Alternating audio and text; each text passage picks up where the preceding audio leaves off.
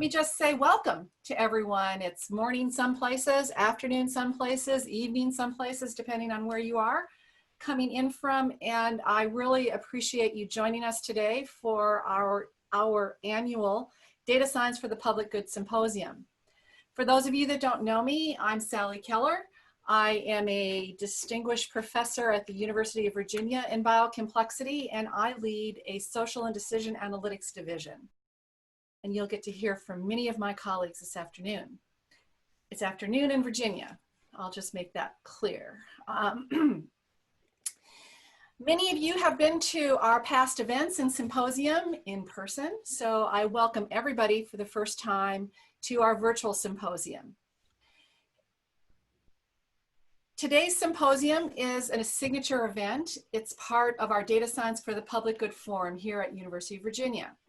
The forum is a partnership between University of Virginia's Biocomplexity Institute, the Darden School of Business, the School of Data Science, our brand new school at University of Virginia, and our Democracy Initiatives Equity Center.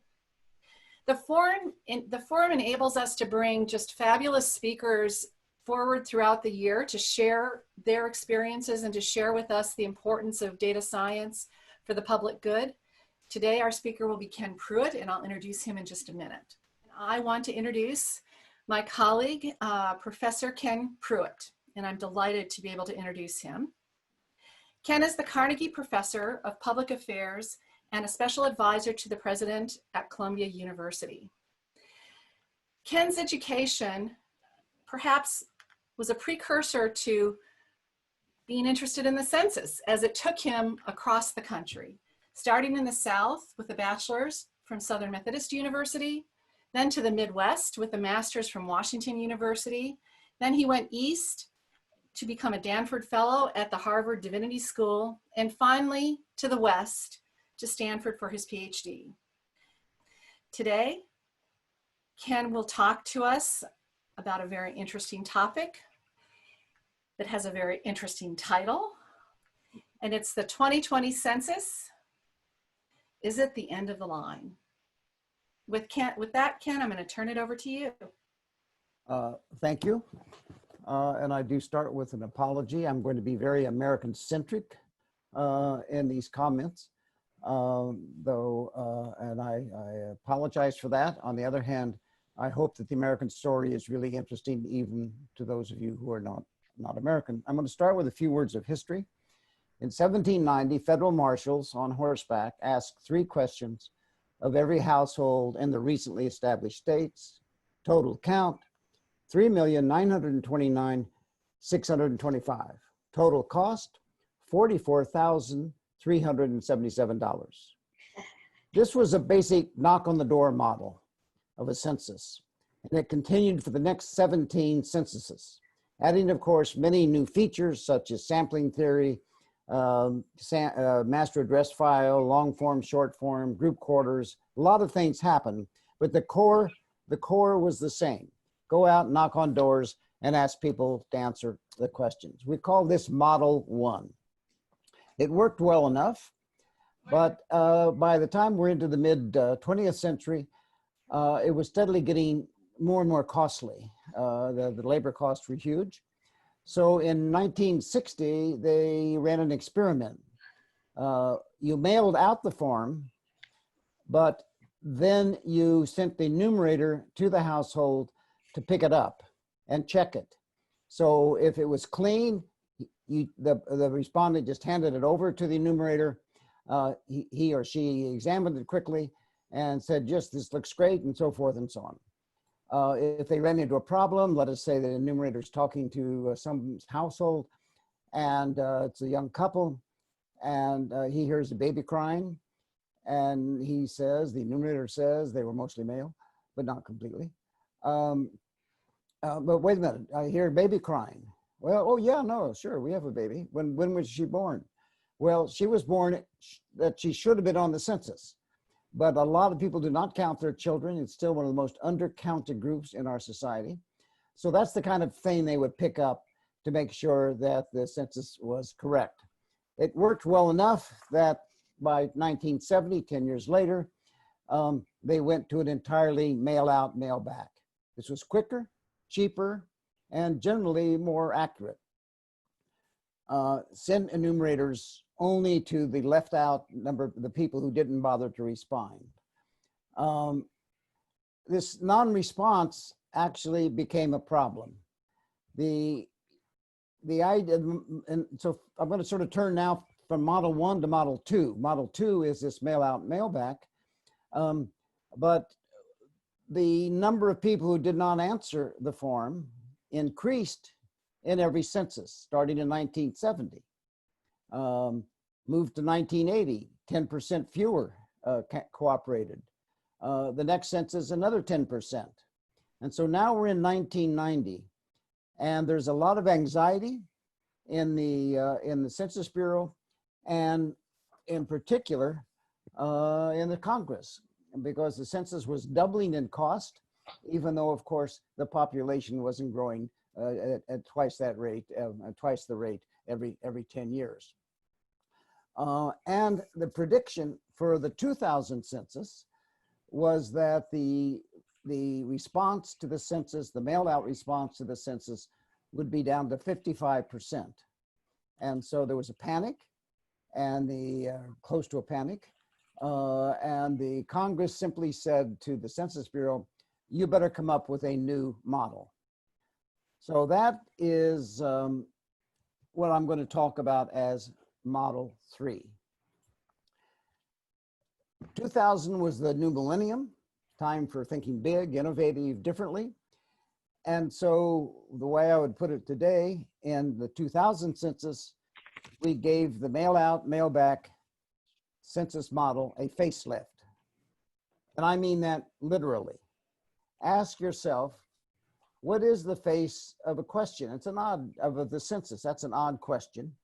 Obviously, insofar as the census has a face, it is a census enumerator who knocks on the door. This was the experience of 100% of the American people for 18 censuses. Then in 1970, it became the mailman dropping off the census form for 2/3, and then enumerators for the non-responding 1/3. So this now brings me to Model 3, 2000. For the first time in its history, the Census Bureau used paid advertising. That was a big innovation, $165 million. In fact, during the period of the census, it was the 3rd largest advertised product in the country, like Super Bowl ads. More than just the paid advertising, it added a partnership program, or what came to be known as trusted voices. That is, volunteers who would carry the census message to households across the country. The face of the census then was no longer an employee of the Census Bureau. It was a school teacher, union leader, local mayor, employer, minister, priest, librarian, chamber of commerce, heads of race and ethnicity advocacy groups. And in effect, the model was to make the census as visible as possible, and as many ways as possible to try to talk people into sending it back in. Mail it back, please. I did my part. I was director that year, and I got on a dog sled up in Alaska to count the first person. It was fun, but more than that, it was a big media hit. It was on the front page of dozens and dozens of newspapers. And it was really and that then became a tradition. The next 2 Census Bureau directors did something along the same lines. If the measure of success is stopping the decline in response rate, 2000 was a success. We got 66%, where they were expected to get closer to 55 or 60%. And that was counted a success. This success was duplicated again in 2010, and then again in 2020. Even though 2020 now has difficult problems as they move into the non-response follow-up period, the actual mail-out part of the census went quite well, a remarkable accomplishment given the pandemic. And this Model 3 that I'm describing, this facelift, it spent more and more money and recruited more and more help. The paid advertising budget went from 165 million to 350 million to 500 million. The 2000 census had 140,000 partnering organizations. 2010 had 255, and 2020 today has 380 million. There were thousands of complete count committees.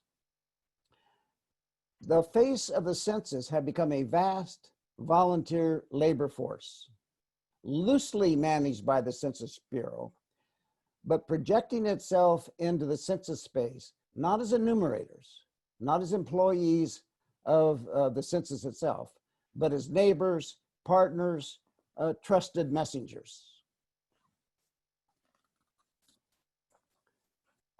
The numbers are impressive, but slow down and consider.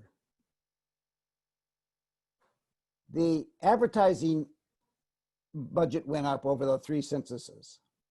The number of partners went up. More effort has only managed to hold the line on the self-response rate. You're still at about 65%. In fact, we seem to be stuck there.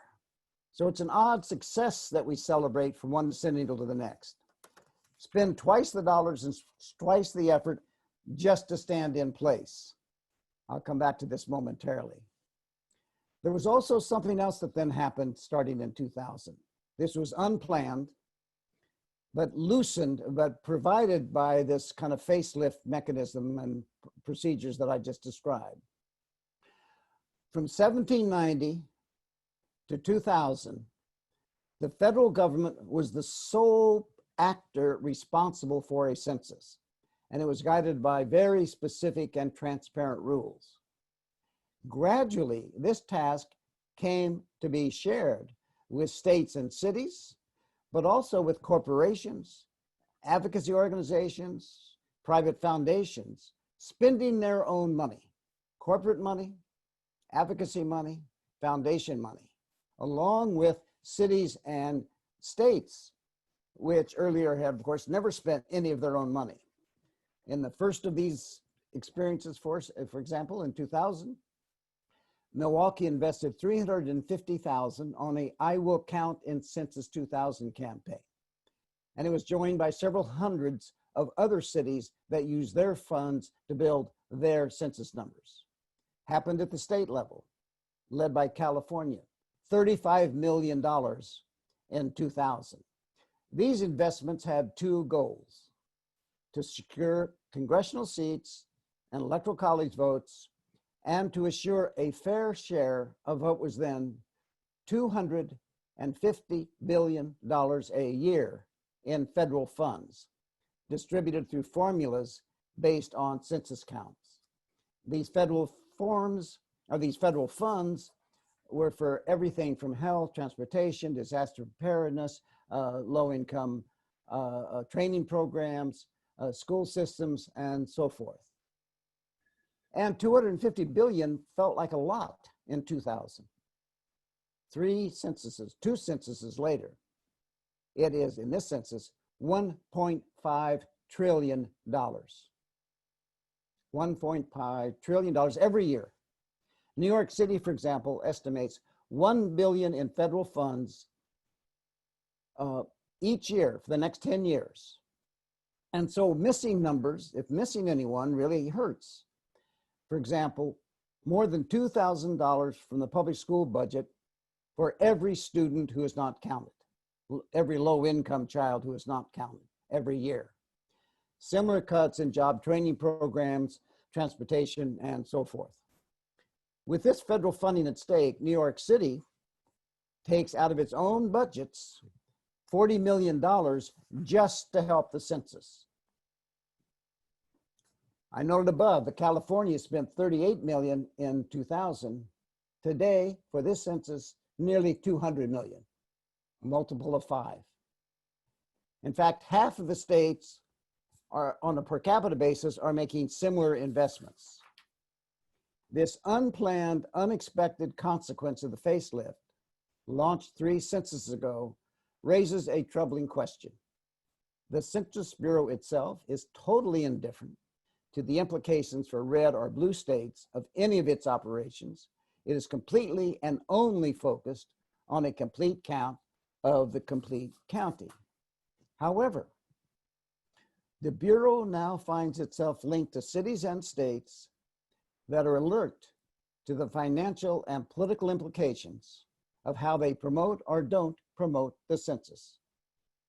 A census in which half of the states directly invest and half do not complicates the Bureau's basic fairness principle, and it risks sending signals that really have no place in a census, but may be useful for the advocacy group or the complete count committee.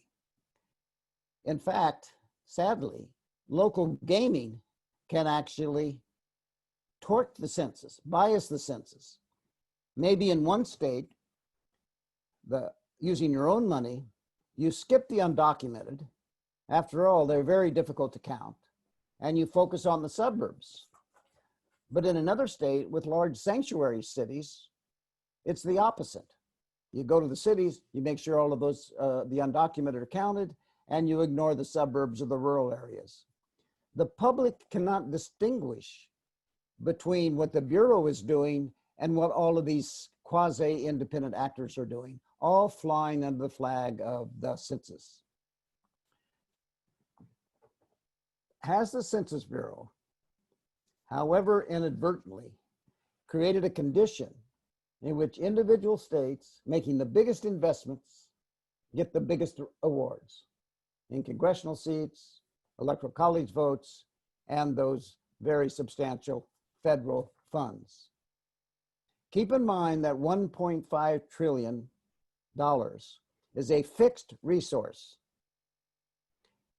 If state A counts itself or gets counted at 100%, but state B is at 95%, then state B loses that 5% and it goes to state A.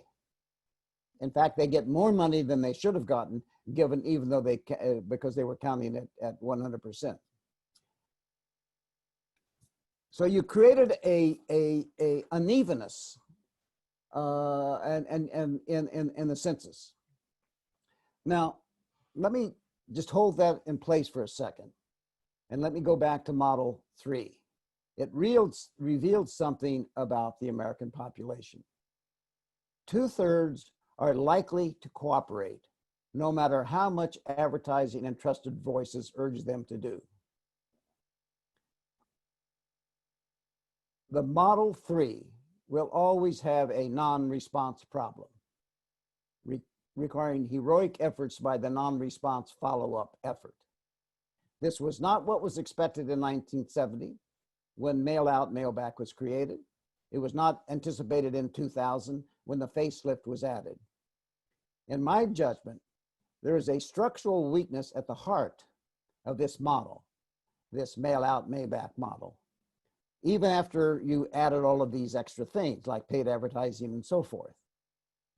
It has the possibility to bias the census, which is highly incorrect in the census environment. The census itself, not something that would tolerate bias, but now it's surrounded by a lot of players who have reasons to want to take care of their city, their state, their neighborhood, first and foremost, and are spending the money to do it, but others aren't. Therefore, they will not be in the census. There's a lot more to say about 2020 under the label of political interference. But since I really want to get to the 2030 question, I'm going to skip that and I can deal with it in Q&A if you want. But I think what I have just said about the problems of the third model, the model that expected mail out, mail back to reach 100% of the population, only reaching 2/3 of the population, and then having to supplement somehow the census itself and the government's responsibility with all of these private sector actors with their own agendas is an unhealthy development.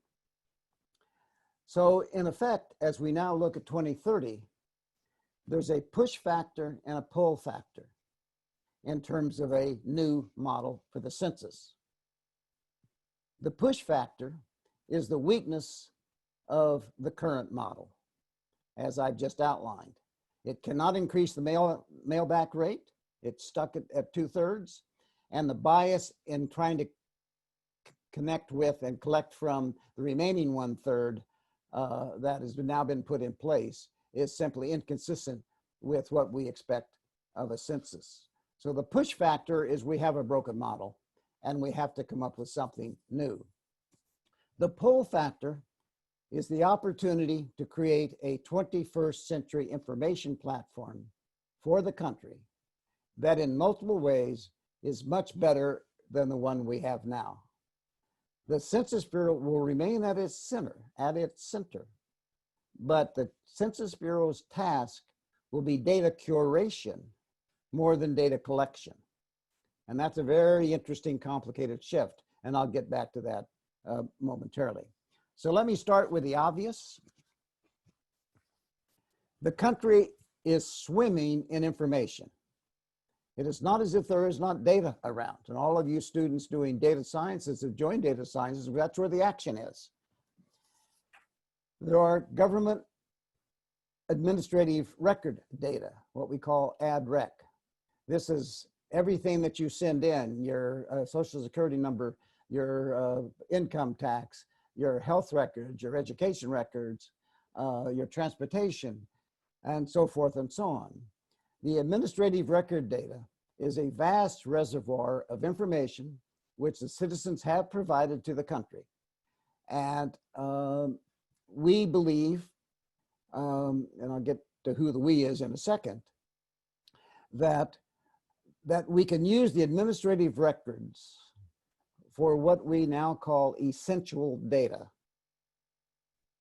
The essential count is produced on every April 1st, which is Census Day, that occurs in a year ending in 0 to enumerate 100% of the persons resident in the country. That's all it does. It locates everybody in the country at their normal place of residence on April 1st. It does not find out how old they are. It does not find out what their gender is. It does not find out what their race is. That's what it does. And it is designed exclusively to reapportion the House of Representatives and distribute federal funds, and also to form it as a gold standard against which to calibrate all government, academic, media, commercial, other kinds of survey data. The critical demographic statistics, gender, age, race, and so forth, will be provided by a more frequent and enlarged American Community Survey, and more generally, 2 other data sources. And I'll get to that. Demographic and geographic granularity will be strengthened, and so will frequency. That is, we will know more at more detail about the population, and we will know it more often. So that's item 1, the essential data that is enlarged by what we hope to be a more robust American Community Survey and certain other data sources from the federal government. Then the second thing is already starting to be put together a better linkage of of federal statistics. The public pays for and provides, as I said, an incredible amount of data, Social Security, employment status, health conditions, and so forth. Much of the value of this data is wasted, remaining in silos, rather than being shared to enhance the public good. There is strong pressure to link these data and good reason to expect major advances in this decade. There are also frustrations with the barriers and the difficulties. However, we've got a test case going on in the country right now about conquering these frustrating situations when the agencies don't cooperate with each other. This is called the Household Pulse Survey, fielded by 5 federal agencies cooperating together. and producing data on the social and economic effects of the pandemic, asking individuals about their experiences in terms of employment, status, spending patterns, food security, housing, physical and mental health, access to healthcare, educational disruption, and so forth. 5, cooperate. If they can do it under these kinds of pressures, there's absolutely no reason we can't make better advance on sharing data across the federal statistical agencies. Then third, of course, and the one that most of you are really interested in, outside the government are data collected by commercial transactions and social media, offering unprecedented frequency, daily credit card transactions all day long for all of us, granularity, location data such as find friends and so forth. The Dutch have already gone down this route with the essential data being, as I just described, and then a lot of other data coming in through the social media. In the US, economic measurement experts are exploring dozens of possibilities at the intersection of administrative records, taxes paid, and commercial data, bank account transactions. The Census Bureau itself is in the early stages of a nationally integrated person, household, business, jobs frame, a single frame bringing all of these things together. The person, the household, the business, and the jobs. And other initiatives are following suit in fields like agriculture, health, education, energy, transport, and so forth. There are barriers and challenges. Privacy is a very major question. There are proprietary data issues. There's standardization across different kinds of data, data security, trend lines to sustain, and trust in numbers. In some areas, progress will be quick and impressive, in others slow and frustrating. But the overall picture points to a future in which survey data will be integrated across agencies and non-survey data will be systematically added to the nation's official information platform. In fact, it's underway now. The Census Bureau is in its early stages of a nationally integrated frame that I just mentioned. And this universal frame will be augmented over the decade with multiple source, other federal and private sector data. The Bureau's goal is to have this in place by 2030. And then independently, though in active consultation with the Bureau, is an academic-led initiative based right in this room, I should say, if we were all in a room together, but right in this Zoom room that is based at the University of Virginia and housed in the department that created this marvelous afternoon of programming. So thanks to Sally Ann and her team. We are now in the early stages of what we, the academic group, has labeled essential data count of the resident population, as I just described it, coupled with a 21st century curated information platform. The Census Curated Information Platform is designed to support essential data features of the sort I've already said, connecting that with commercial and social media data and with local, state, and federal survey data. This information platform will be designed for granularity and frequency, and we'll have to take up the very tough question of privacy. But we have very smart statisticians working on this problem right now. Much of what is brought together on this new information platform will be shaped and managed by a newly established data curation department. And I see the Census Bureau as the head player in this data curating department. This department will assess accuracy, coverage, privacy, cost of commercially provided data products, making decisions about what can be successfully incorporated into the nation's statistical system. It will be responsible for data linkage across the agencies and so forth. These are sweeping statements of ambitious goals. They are being worked on by groups acutely aware of the various complexities and challenges, the legal complexities, the privacy protection, preserving trend lines, and so forth.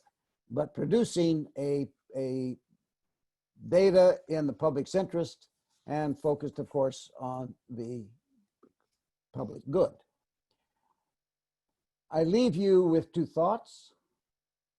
One, there is no empirical social science in the absence of reliable national statistics. But then there are no reliable statistics without the methods, models, and theories produced by the social sciences.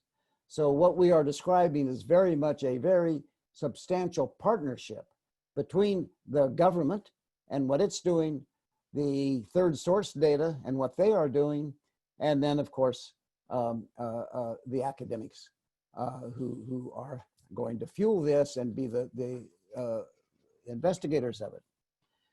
My second thought to leave you with is it won't work unless the American people trust it.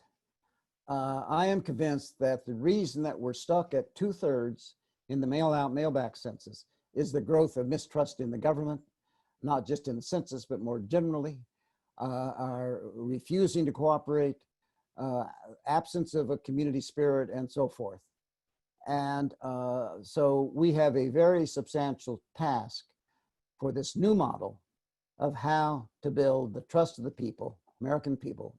Make it it's their data after all that we're reworking in order to then feed back information and so forth. So how this is going to be done is being worked out. All I can say today is stay tuned. Thank you. Everybody's applauding right now, Ken. Okay. Thank you. I hear it. It's coming back. So thank you very much. So so we have some questions, of course. We also have some comments, several comments just around concerns over privacy, trust in government, and the ramifications that has on the census and on people's willingness to respond. So I'll say that. But there is a question around 2020, as you expected. So in your opinion, has the 2020 census experienced more political interference than other recent US censuses? If so, what will that mean for public trust of census data? Yeah. I think more interference than any other census in our history. Let me do this very quickly. Think of a census three ways. It is has a purpose, wants to do something. Then you produce the numbers, and then they are used. The purposes are the decision of the government. They're the decision of politicians. The production of the data is what the Census Bureau does and other federal statistical agencies. And then the uses are again back in the hands of the politicians. Interference is messing around with the production process. And this production process has been toyed with and messed with in ways simply unprecedented in the history of census taking. And it has certainly led to a decline in the confidence in the Census Bureau through no fault of the Census Bureau. And I won't prolong the answer to this one question, though I could for the rest of the day. But I do not expect right now a census, if the current situation holds, and the details of that are more than I will go into, but if the current situation holds, I do not expect a census of a quality that the Census Bureau will even want to release the data. And they have rules that say they have to measure up to quality standards at a very high level. And so we're in for a brutal battle over the next 2 or 3 months. Has that ever happened in the past? No, the only thing that comes close is 1920. It was a perfectly good census. It proved to the American people that there were more urban people than rural people for the first time in the country's history. The rural states, conservative states, didn't like this, and so they refused to reapportion. And so we went 10 years without a new reapportionment. And I would say that the 2020 census may not be as high quality as the 2010 census for apportionment and allocation of federal funds. And if so, I would argue very strongly to continue to use the 2010 numbers. Very interesting. Here's another question. Can you speak to how Model 4 can help protect the census from political interference? Or does it run the risk of opening new doors, manipulating the production process? No, I think you're absolutely right. The person asking that question, it does. I think going through this current situation, that Model 4 will now be more alert to what we have to build in as the rules. For example, I testified before Congress just last week on all these kinds of things, and I recommended that even now, while the census is still going on, the 2020 census, that we have an independent group, perhaps the National Academies of Science, some group like that, an independent group come up with the metrics of success for this census. Not the Census Bureau saying they were a success, not the House or the administration, but an independent group of scientists, statisticians, saying these are our measures. And when we get to the end of the count, we're going to compare what you have done with these measures, and then we're going to say whether we think these data meet quality standards of the census. Thank you. So another question related to 2020, and then we'll move forward to 2030. Would you care to share your concern about counting the undocumented issue with respect to apportionment? Yes, no, the undocumented question is solely a legal question. I don't think the census is not the census's job. The census job today is to count the undocumented because that's in the Constitution. We're supposed to count all people. If the government decides to take them out of the apportionment count and the Supreme Court allows them to, so be it. The real problem right now is that the Census Bureau has been asked to do something it cannot do. That is the only way you could report the undocumented is to have a clean line between the documented and the undocumented. Well, you're not going to knock on a door and say, oh, by the way, which of those two camps do you belong to? Because nobody's going to give you an answer. And if you go to administrative records, they're not ready for it. They simply are not robust enough to draw that sharp line.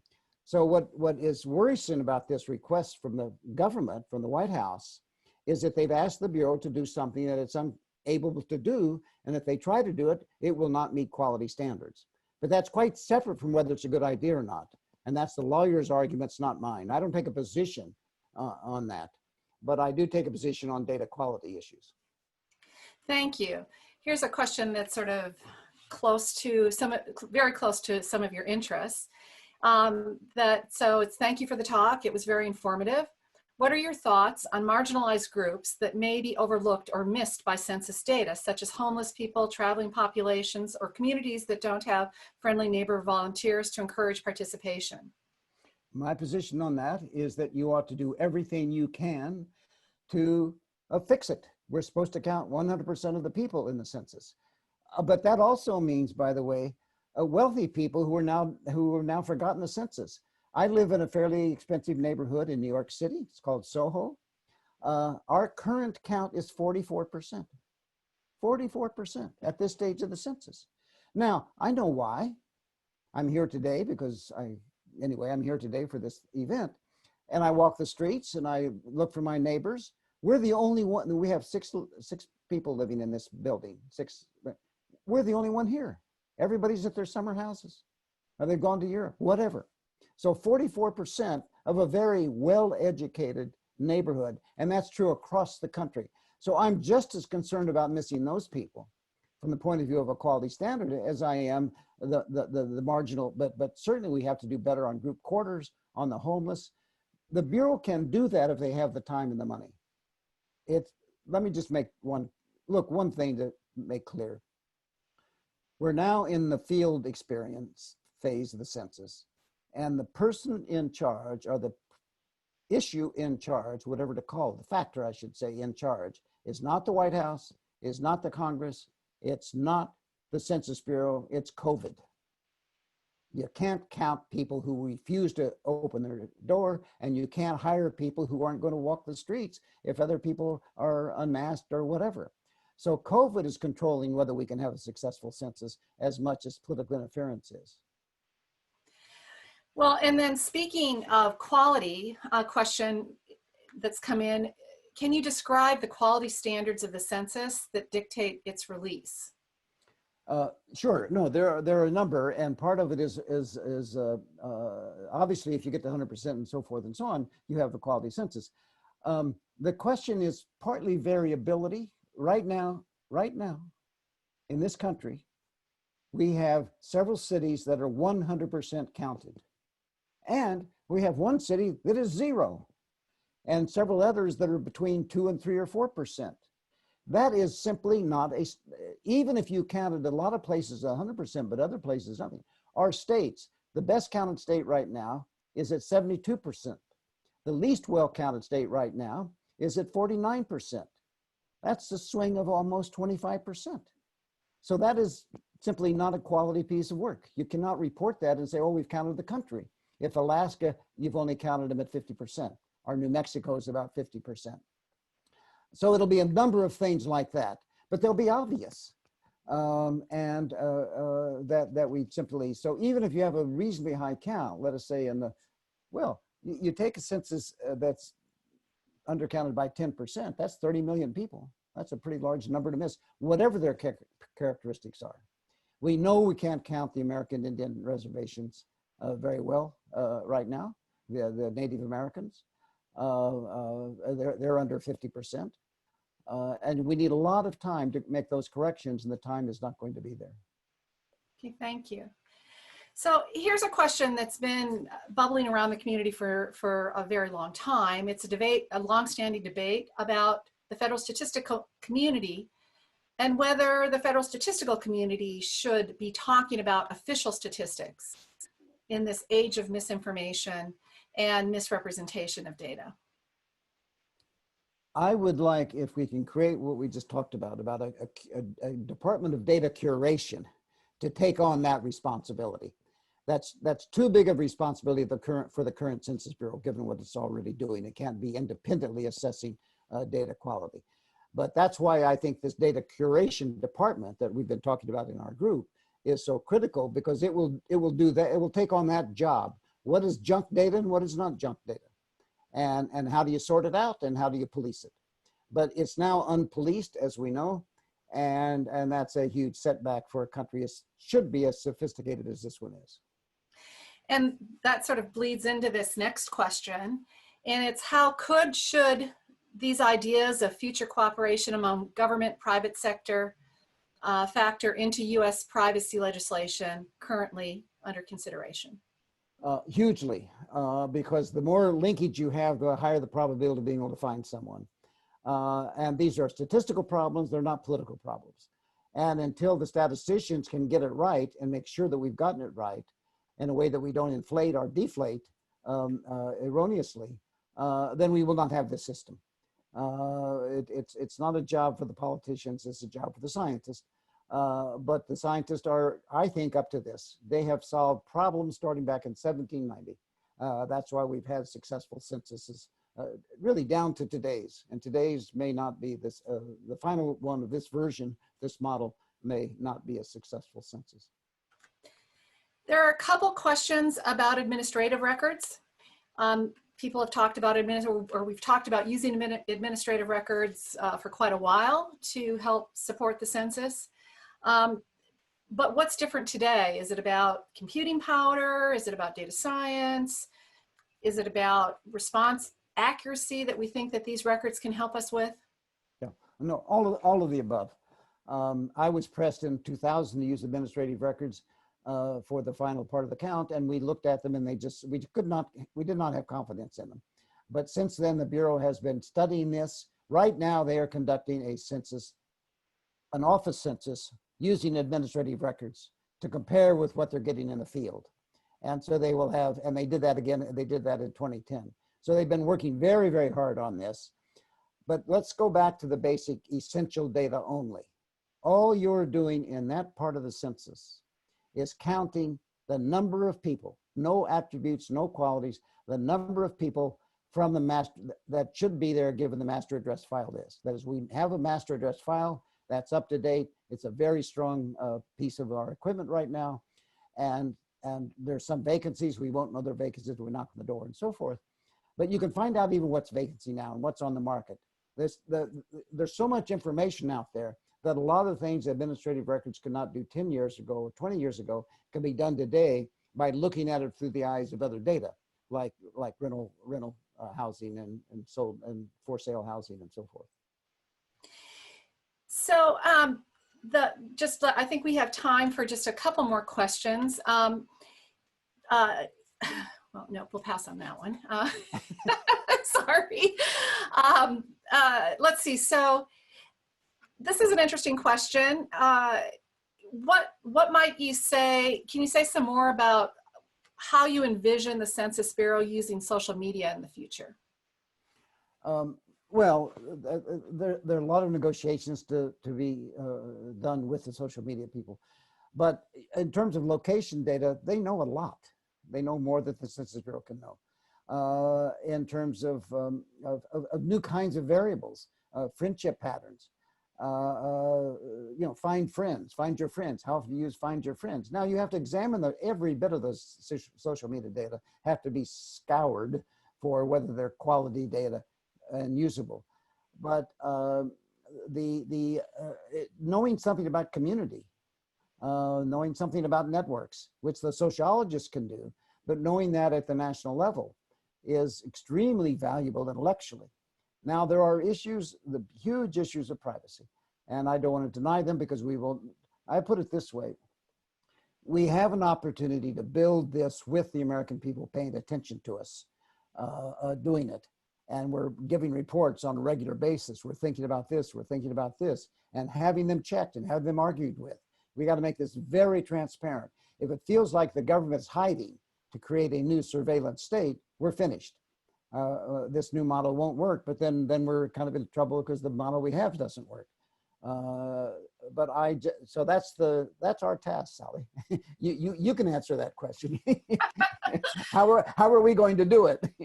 Watch this space over the next few months. Yeah, exactly. Well, we will have more to say on that. So I'd like to end with one last question for you, Ken, and it's, what is your advice for the best ways to get involved as a data scientist in the federal government? I think my comment there is data carry moral worth as well as statistical worth. And if you, in your education, in your programs, in your posters and so forth, talk about the moralities of what we are doing. Talk about our ethics, not just our statistics. And if we blend a serious ethical commitment to high quality data itself, that will be a step forward for the country.